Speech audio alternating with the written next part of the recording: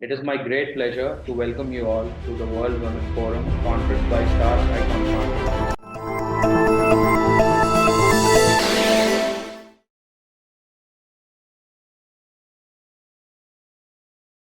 So next up, we have Carolyn Brooks. A quick intro about Carolyn. She is number one best-selling international author, organizational proponent and CEO and founder of M. Carolyn Brooks Collins, LLC, a multi-dimensional coaching and consulting specialty, fashioned to develop and educate professionals on how to eliminate personal and financial profligacy. To experience persistent victory in their own lives.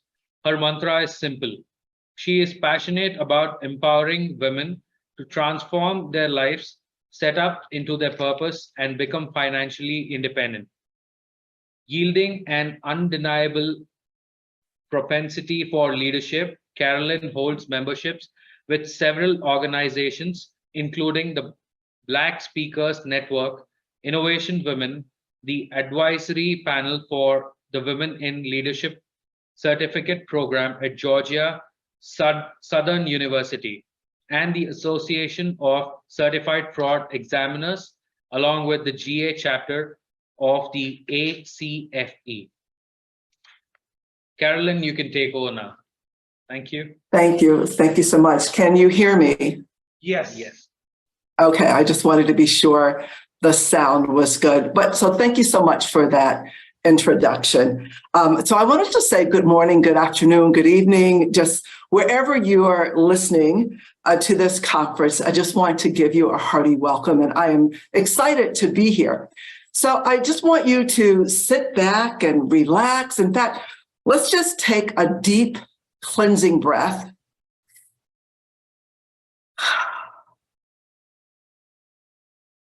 Boom! Your life just ended. Yes. So where are you? Where were you? What were you doing? And more, maybe what were you planning to do, but you hadn't started? What dreams were you dreaming that you hadn't acted upon? Were you living a life that you love? More importantly, is that how you wanted your life to end? But there's been a mistake and you survived. And now is the first day of the rest of your life. And so what life are you choosing to live now? Yeah, you heard me correctly. What life are you choosing to live? Because it indeed is a choice. I want you to write this down right now. In fact, you can put it in the chat. You can yell out loud. However you want to do it, I want you to say, raise the bar. Yes, ladies and gentlemen, it is time to raise the bar, to find our purpose, to increase our value, and maybe perhaps to others. But more importantly, it is time to increase our value to ourselves. It is time for us to raise the expectations that we have on our life. It is time for us to live fulfilled lives. You know, so often we undervalue what we bring to the table, and that's in all avenues of our lives. We accept what others tell us that we bring, and sometimes it's told to us directly. Sometimes we infer it by an attitude or a comment or a look that they give us, but in the result is we dull our shine because maybe we're afraid to make a mistake, worried that someone else is going to have a negative opinion of us. But I want you to remember this. No other person has ever or ever will have the unique blend of talents, strength, and perspective that you have. You know, each of us has a talent that makes us unique, and it enables us to excel and have an impact on the world. And sometimes, though, it just takes a while to determine what that is. but you have to remember that you are unique. You know, when we raise the bar, we just set higher standards for ourselves and on our lives. We set higher goals. We fight through our failures and we start focusing on ourselves. And I contend that we do this by finding our purpose in life. And knowing that purpose, it'll put us on a different course and towards living a more confident, fulfilled life. You know, I believe Madame Marie Curie said it best, that life isn't easy for any of us, but what of it? We must have perseverance and above all, confidence in ourselves. We must believe that we are gifted for something and that this thing, at whatever cost, must be attained. Imagine that. This was her thought that many, many years ago, and it is still valid today. So what is your special gift? What life are you choosing for yourself? I want you to remember that we have the power to choose and select the direction of our lives, regardless of where we are now, regardless of what has befallen us, regardless of our education and our experiences. We can all choose the life we live. I know that may sound sort of foreign to some people because indeed it was foreign to me. So how do we choose the lives we live when there's so much chaos around us? We have so much responsibility. There's work and school and family. We have cultural traditions that dictate our lives. So how can we possibly choose something different? Especially when sometimes that life is chosen for us. Yes, you heard an introduction of me, but for those who don't know me, I'm a mother of 3 adult children. I'm divorced. I'm widowed, now 16 years. I'm a CPA, and I've worked in corporate spaces for over 45 years, recently retired at the age of 68. But I'm a speaker, I'm a coach, and I specialize in guiding women, particularly those over 50, to know that it's possible to overcome their failures, to focus on themselves, and to live these confident, fulfilled lives. And it is important to me for women to be fulfilled personally, professionally, and most importantly, financially. You know, as I said, I understand. I totally understand how this may be a foreign concept because my life wasn't always like this. You know, though I told my children, oh, you can be anything you want to be, that you can dream big and nothing can stop you. I didn't believe it for me. In fact, no one told me that. I mean, my parents, they were supportive and they celebrated my wins. They were cautious due to their own life's experiences. And so in some ways, their message to me was, oh, don't dream too big. Do the right thing. Oh, but stay in that safe job. And, you know, so I internalized this. And even from a little girl, the meaning to me was always do the right thing. Do what's expected of you. Don't rock the boat. Don't embarrass the family, but be that good girl, whatever that meant. So I became a people pleaser most of my life, or at least I learned to conform to the expectations of people around me. I was indeed that good girl, that person who didn't rock the boat, didn't even feel like I should rock the boat. And when I did, I immediately felt guilty, you know, and I just thought there were times maybe if I pushed the envelope, I retreated back into my shell, back into this cocoon of safety, back into my comfort zone where I stayed in that good girl role. You know, in some cases, that meant that I didn't talk. I stayed quiet. And I learned not to ask so many questions, even though they just swirled around in my head. Did any of that sound familiar? Can I be the only one I mean, raise your hand or just write in the chat and just say me. Yeah, I thought so. Even if you're saying it quietly, I hear you. So I live my life a bit quietly, but often in survival mode. Because like many other women, I spent most of my life focused on raising a family. I worked in a stable, safe career that would provide financial security for me. I was married. My husband's career took precedence, so we moved around a bit, but no one was around me that normalized the idea that it was okay, if not downright imperative, that I expect more from my life. It just didn't occur to me that I could live a life of my choosing, where I excelled at everything, where I could dream big dreams, where I could step out on faith in a different field, a different life, or a different me. It's because our experiences shape our lives. And we've all had what I call the winters in our lives. Those winters, those traumatic experiences, or whatever these experiences are that we go through, they help us grow, they help us learn, they help us to be better. And I'm reminded of a winter in my life. And my mind goes back to 2006 when my husband of 20 years passed away after an 18-month-long battle with lung cancer.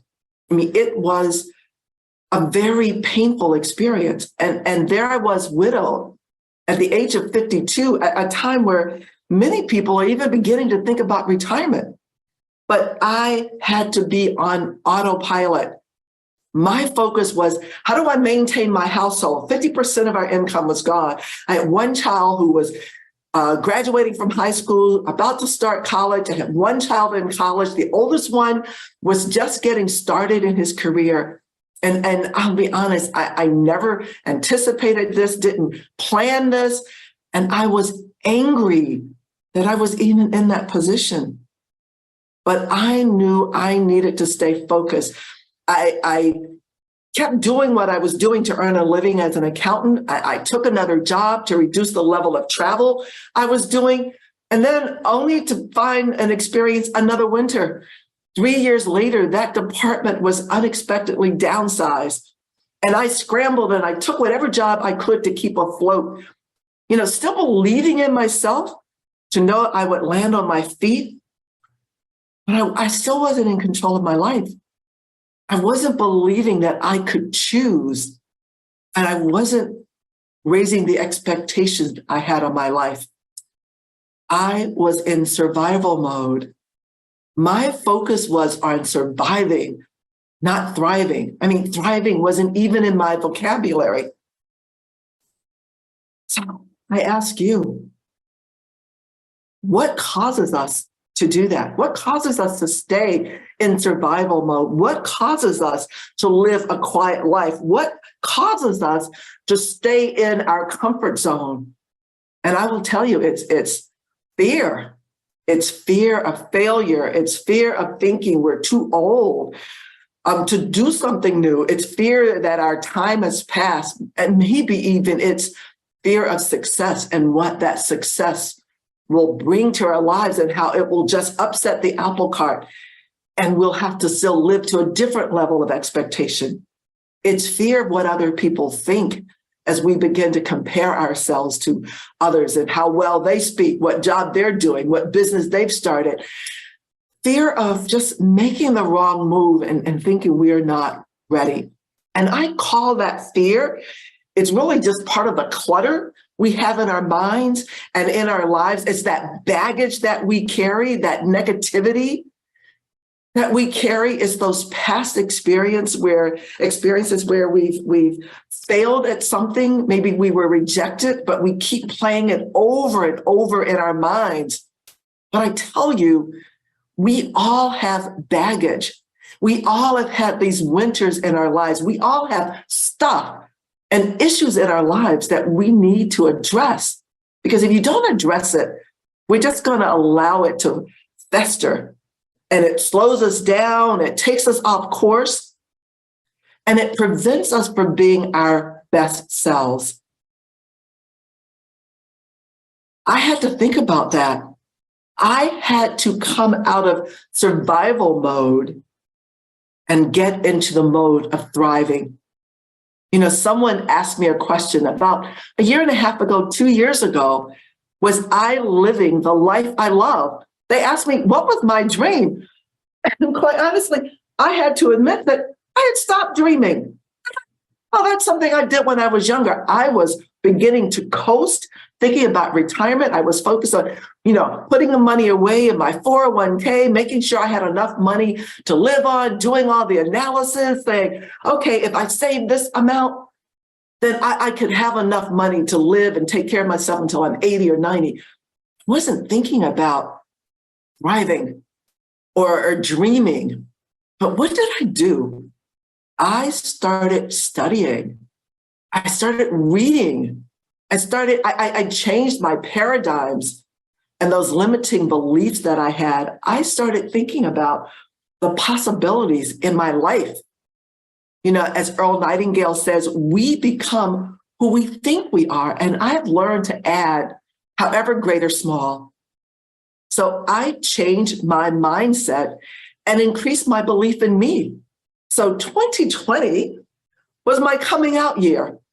I started focusing on me and my dreams, and I stepped out of that comfort zone. I invested in myself through some training and coaching. And after 45 years of working my 9 to 5, I knew I wanted to transition to helping women come into their own. I wanted to help them find their purpose and start living fulfilled lives. Yes, I have said that over and over, to live a fulfilled life, and started thinking about what that means. Again, I started to think about what it would mean to thrive, and I started to dream. I started to live versus drifting through my life.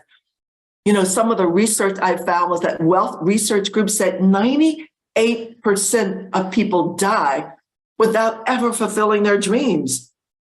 And I knew that I didn't want that to be me. My mentor, Les Brown, said, people are born and then they die in their 40s or 50s, but they don't get buried until they're 70 or 80. And all I could do was just say, wow, they just keep moving or drifting along, but they're not really living. And I knew I didn't want that to be me. So I started thinking about all the things that I've done over the last 2 years, the last 18 months. And I come to maybe 3 steps, and that I want to offer you that will help you to raise the bar on the expectations in your life, to start living life on your terms, where you live a life from within, where you ignore everything external to you, where you are in control and you're living your best life, however you define it. Just remember, we are only limited by our ability to imagine a better life. So these 3 steps are, number 1, candid. Be candid with yourself. Assess where you are now and where you want to be. Let go of your past failures, limiting beliefs. No, let go of that baggage that you might be pulling behind you in a pickup truck. And you think it's so small that you got it in a little carry-on bag, but it's weighing you down. There's so much, the load is so large. I want you to embrace the freedom that's intended for you. I want you to think about your dreams, your goals, your passions, your purpose. As Stephen Covey says, start with the end in mind. And if you think about your last day on earth, what legacy is it that you want to leave? Where do you want to end? So after that candid conversation with yourself, I want you to have courage. Have the courage to take another path, to move in another direction. I want you to give yourself permission to focus on yourself, to dream again, to put yourself first. to practice self-care and self-love. You know, I didn't know what that meant. I'd never heard of the word self-love. I was in a group that we met on Thursday mornings, and one of the ladies said, all right, let's go around the circle and talk about what we do for self-care and self-love. And I'm going to be honest, I sat there and thought, self-care, self-care, self-love, self-love. What do I do? And I had to realize that was not a focus of mine. I want you to remember that life doesn't stop when you're 40, 50, 60, or 70. I think about Toni Morrison, you know, a Nobel Prize winner at the age of 66. And she didn't start writing just because she turned 50. It is time for you to do you. And I feel like we've limited ourselves based on what we think we can do. We think our time has passed. We think we're too old. But I'm telling you, have the courage to find your tribe, find your group, find that group of women or people that are going to accept you, encourage you, and help you to grow. When you think about the law of action, it says you need to take action steps toward your wants in order to manifest them. So take that courage to move forward after you have the candid conversation with yourself. And lastly, have the confidence that you will be successful. Believe in yourself. Believe and know that you have the abilities, the skill set, the knowledge to accomplish your goals. And know that if not now, you have the ability to gain all of this when you start moving in the direction that you'd like to move. Train your mind to focus on what you want to do, what you want to be, how you want to live, and hold that mental image. There's a Robin Sharma quote that I love, is know that everything is created twice, first in the mind and then in reality. And Peter McIntyre says, confidence comes not from always being right, but from not fearing to be wrong.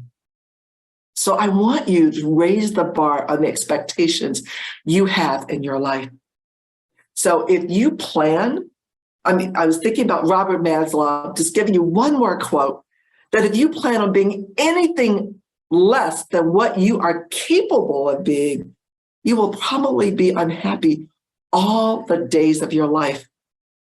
So if you know you are meant for more, but not quite sure those next steps, if you're ready to find your purpose, if you're ready to build your dreams and not someone else's, but maybe you need a guide or a mentor or a new community, please reach out to me.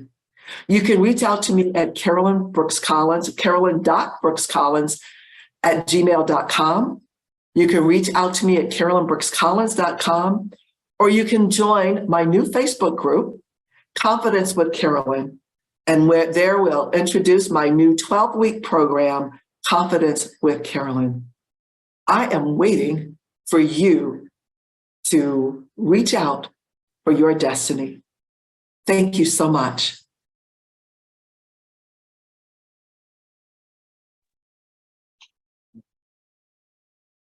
Hey, Carolyn, that's really, an energetic speech. Thank you. And once again, happy Women's Day and a huge round of applause.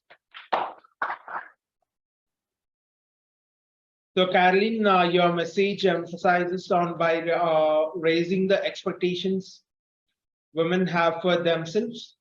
They can break down barriers and pursue their dreams with confidence and determination, leading to personal fulfillment and success.